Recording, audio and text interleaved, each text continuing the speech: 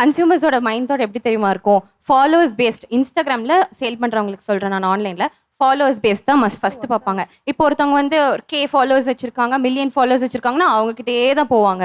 அவங்க வந்து கட்டுற saree வந்து பாத்தீங்கன்னா ஒரு நார்மல் 700 ரூபாய் சாரிக்கு 2500 ரூபாய்க்கு ப்ளவுஸ் போடுவாங்க. அப்படி பண்றப்ப அந்த saree ரொம்ப கிராண்டா காட்டும். இப்போ இவங்களே போட்டிருக்காங்கல்ல இந்த ரெட் கலர் saree, அவங்க அந்த சாரியில வர அதே மெட்டீரியல் ப்ளவுஸ் போட்டிருந்தாங்கன்னா அந்த saree இந்த அளவுக்கு எடுப்பா தெரிஞ்சிருக்காது. அவங்க வேற ப்ளவுஸ் போட்டிருக்காங்க, அதனால அந்த saree எடுப்பா தெரியுது. இப்போ அது வந்து வெறும் ஒரு 1000 ரேஞ்சுக்குள்ள தானே இருக்கும் அந்த saree. ஆனா இப்போ வந்து அதேவே வந்து வேற ஒருத்தவங்க போட்டாங்கன்னு வச்சுக்கோங்க, அவங்க வந்து 700 1000 சொல்றாங்க. அதை நம்ம அந்த மைண்ட் செட்ல வாங்கணும். இதுவே ஒரு 500 ஃபாலோவர் வச்சிருக்காங்க, அவங்க வந்து ஒரு பியூர் மெட்டீரியல்ல நல்ல ஹை ஹை குவாலிட்டியில கொடுக்குறாங்க.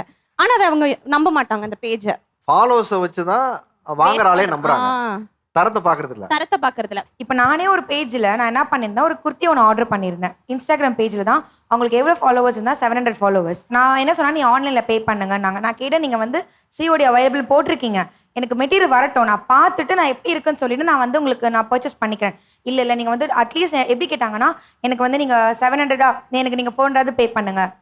அப்போ அந்த மாதிரி கேட்கும்போது எனக்கு என்ன தோணுச்சுன்னா, அப்போ இது ஸ்கேமு அப்படின்ற மாதிரி தோணுச்சு. அவங்க சொல்கிறாங்க ஃபாலோவர்ஸ் வச்சு.